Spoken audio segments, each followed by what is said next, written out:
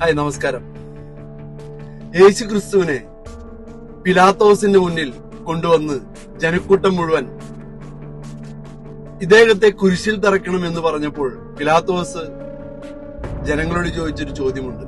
നിങ്ങൾ ആരോപിക്കുന്ന അല്ലെങ്കിൽ നിങ്ങൾ പറയുന്ന അത്ര വലിയ കുറ്റമൊന്നും ഞാൻ ഇദ്ദേഹത്തിൽ കാണുന്നില്ല.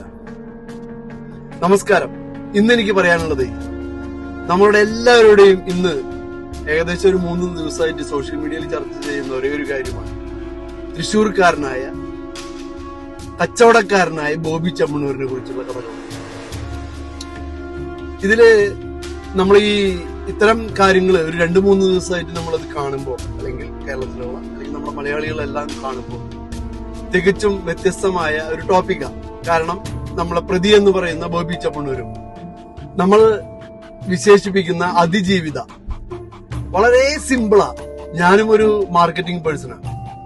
എല്ലാ കച്ചവടക്കാർക്കും അവരവരുടെ കച്ചവടം തന്നെയാണ് ഏറ്റവും പരമപ്രധാനം. അതില് അവര് ഉദ്ഘാടനങ്ങളിൽ കാണിക്കുന്ന നമ്മൾ സെലിബ്രിറ്റീസിന് കൊണ്ടുവരാറുണ്ട്.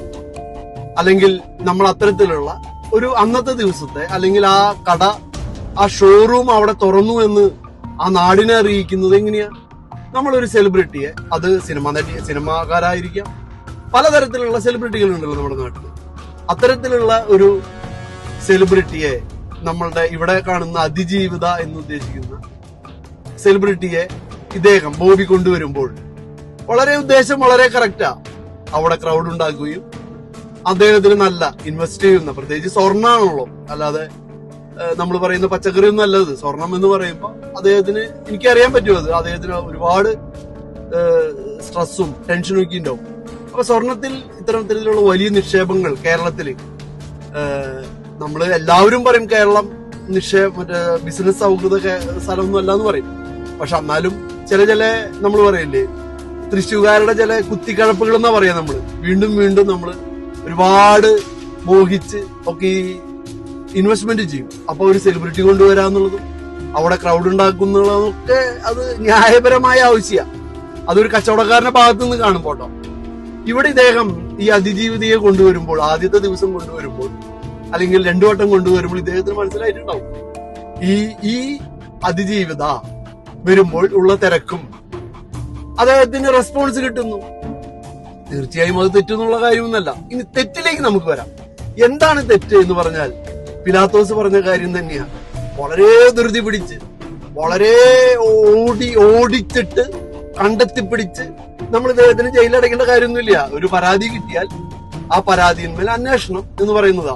പക്ഷെ നമ്മൾ ഈ കഴിഞ്ഞ ദിവസങ്ങൾ കാണാൻ പറ്റിയത് വളരെ തമാശ പോലെയാണ് കണ്ടത്. കാരണം ഇത്തരത്തിലുള്ള അതിജീവിത ഷോറൂമുകളിൽ വരുമ്പോൾ അത് കണ്ട്, അത്തരത്തിലുള്ള വീഡിയോകൾ കണ്ട് മലയാളി ആസ്വദിക്കുകയും അത് ഷെയർ ചെയ്യുകയും അതിൽ നിന്നും വരുന്ന, പ്രത്യേകിച്ച് പ്രതിസ്ഥാനത്ത് നിൽക്കുന്ന ബോബി ചെമ്മണ്ണൂരിന്റെ കമന്റുകളും ഇതൊക്കെ ഈ മലയാളി എന്റെ പൊന്നെ ഷെയർ ചെയ്ത് ആസ്വദിച്ച് കണ്ട് രസിച്ച് ആനന്ദിച്ചിട്ട് തന്നെയാണ് ഈ വാർത്ത ഇത്രമാത്രം ലോകത്തെ എല്ലായിടത്തും എത്തിയിരിക്കുന്നത്. അതവിടെ നിൽക്കട്ടെ. സത്യത്തില് ഇത്തരം സെലിബ്രിറ്റികളും തന്നെ തിരിച്ചറിയുന്നുണ്ട്. എനിക്ക് തോന്നുന്നു ഈ അതിജീവിത ഒരുപാട് പണം കയ്യിൽ കിട്ടിയിട്ടുണ്ടാവും. പ്രത്യേകിച്ച് അവർ തിരിച്ചറിഞ്ഞു. കാരണം എനിക്കിത് മാർക്കറ്റ് ഉണ്ടെന്നും ഇത്തരം ഈ പറയുന്ന ഡ്രസ് കോഡുകൾ ഇടുമ്പോൾ ജനങ്ങൾ ശ്രദ്ധിക്കുന്നുണ്ടെന്നും എനിക്ക് തോന്നുന്നു. ഇവര് മാത്രമൊന്നുമല്ല, ഇപ്പൊ ഒരുപാട് വീഡിയോയിൽ നമുക്ക് കാണാൻ പറ്റും. പേരെടുത്തെടുത്ത് നമ്മൾ പറയുന്നില്ല എന്ന് മാത്രമേ ഉള്ളൂ. എന്ന് മാത്രം പേരാ ഇത്തരത്തിലുള്ള ഒരു പ്രത്യേകതരം വസ്ത്രധാരണങ്ങൾ നമ്മൾക്ക് പറയുമ്പോൾ നമുക്ക് അത് എല്ലാവർക്കും കാണാൻ ഇഷ്ടമാണ്. എല്ലാവരും കാണുന്നുണ്ട്, എല്ലാവരും ഷെയർ ചെയ്യുന്നുണ്ട്. അതുകൊണ്ടാണുള്ളതൊക്കെ ഇങ്ങനെ ട്രെൻഡായിട്ട് നിൽക്കുന്നത്. അതിനെ കുറിച്ച് ഇപ്പൊ പ്രത്യേകിച്ച് ഈ ഓൺലൈൻ മാധ്യമങ്ങള് ഈ ഇദ്ദേഹത്തിനോട്, ബോബി ചെമ്മണ്ണൂരിനോട് സംസാരിക്കുമ്പോൾ അദ്ദേഹം പറയുന്നുണ്ട് എന്റെ കടയിൽ ക്രൗഡ് വരുന്നു. പലതരത്തിലുള്ള ആഗ്രഹങ്ങളുമായിട്ടാണ് പലരും ഇത് കാണുന്നതും അതിനെ വിസ്തരിക്കുന്നതും അല്ലെങ്കിൽ അതിനെ ഡീറ്റെയിൽ കൊടുക്കുന്നതും. ഇവിടെ ഒന്നല്ല പ്രശ്നം എടുക്കുന്നത് എന്തുമാത്രം ഇവിടെ കേരളത്തിൽ നടക്കുന്ന കാര്യങ്ങൾക്കൊന്നും ഇത്തരത്തിലുള്ളൊരു ഇതൊന്നും നമ്മൾ കണ്ടില്ല. ഇതൊരു ഒരു ബിസിനസ്സുകാരന്റെ പർപ്പസാ. പ്രത്യേകിച്ച് ഒരു രാജ്യദ്രോഹമോ അല്ലെങ്കിൽ കള്ളനോട്ടടിക്കലോ അല്ലെങ്കിൽ എനിക്ക് തോന്നുന്നില്ല അത്തരത്തിലുള്ള ഒരു ലഹരി ഇതൊന്നല്ല ഇദ്ദേഹം വിൽക്കുന്നത്. സ്വർണം വിൽക്കുന്നു, അദ്ദേഹം അതിന്റെ പ്രൊമോഷന് വേണ്ടിയിട്ട് ഇത്തരം സെലിബ്രിറ്റികളെ കൊണ്ടുവരുന്നു. സെലിബ്രിറ്റികൾ എന്താ വരുന്നത്? അവർക്ക് ഒരു ദിവസത്തേക്ക് നമ്മൾ കൊടുക്കുന്നത് ലക്ഷങ്ങളാ. അത് കച്ചവടക്കാരന് മുതലാവുണ്ടേ. കച്ചവടക്കാരൻ വെറുതെ ഇത് നമ്മൾ പറയില്ലേ, ഇത് തൃശ്ശൂർ ഞങ്ങൾ പറയും വെള്ളപ്പങ്ങാടിയിൽ വെള്ളപ്പടിക്കുന്ന പോലെ ടാറ്റാന്ന് അടിക്കുന്നതല്ല, പണം തന്നെയല്ലേ. അപ്പൊ അതിന് തികച്ചും ഇതിനുള്ള നമുക്ക് നമുക്ക് റെസ്പോൺസ് കിട്ടണം. പക്ഷെ ഇതിനെ പറ്റിയിട്ടുള്ള ചർച്ചകള് തീർത്തും ഞാൻ അതിനെ ശരിവെക്കുന്നു. ഇതിനെപ്പറ്റി ചർച്ച ചെയ്യുന്നു. പക്ഷെ ഈ ഓൺലൈൻ മാധ്യമങ്ങൾ ചർച്ച ചെയ്യും. എനിക്ക് തോന്നുന്നു ഇദ്ദേഹം തന്നെ തിരിച്ചറിയുന്നു, ഇത് വൈറലാവുന്നു, അല്ലെങ്കിൽ ഇദ്ദേഹത്തെ ശ്രദ്ധിക്കപ്പെടുന്നു. ഇതൊക്കെയാണ് ചെറിയ ചെറിയ കാര്യങ്ങളാ. പക്ഷെ ഇതിന് ഇത്തരം പരാതി ഏതെങ്കിലും തരത്തിൽ അതിജീവിതന് പലതരത്തിലുള്ള വാട്ടവർ എന്താന്ന് നമുക്ക് അതിന്റെ കേസിന്റെ വിധി കാര്യങ്ങളൊന്നും നമുക്കറിയില്ല. പക്ഷെ ഇത് സത്യത്തില് എന്റെ ഈ വോയിസ് ഇദ്ദേഹത്തിന്റെ ഈ ധൃതി പിടിച്ച് ജയിലടയ്ക്കുന്നതില് കേരളത്തിലുള്ള എല്ലാ കച്ചവടക്കാരും ശ്രദ്ധിച്ചോ. എന്ത് പരസ്യം കൊടുത്തിട്ടും എന്ത് സെലിബ്രിറ്റി വന്ന് നമ്മുടെ ഉദ്ഘാടനത്തിന് കത്രിക മുറിച്ച് കാശ് വാങ്ങി പോയാലും ഇവരൊന്നും നമ്മുടെ കൂടെ നിൽക്കില്ല. അതിന്റെ ഉദാഹരണ എല്ലാ പത്രങ്ങളിലും ചാനലുകളിലും ഇദ്ദേഹത്തിന്റെ പരസ്യം ചെയ്യുന്നുണ്ടല്ലോ.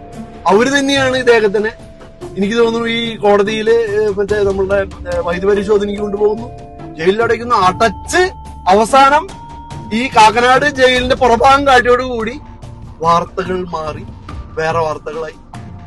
അപ്പോഴേക്കും നമ്മുടെ തൃശ്ശൂരുള്ള ജയേട്ടൻ മരിച്ച വാർത്തകളായി. സത്യത്തില് സങ്കടമുണ്ട് കേട്ടാ നമ്മുടെ കച്ചവടക്കാരുടെ ഒരു കാര്യം. അപ്പൊ ഓക്കെ, താങ്ക് യു.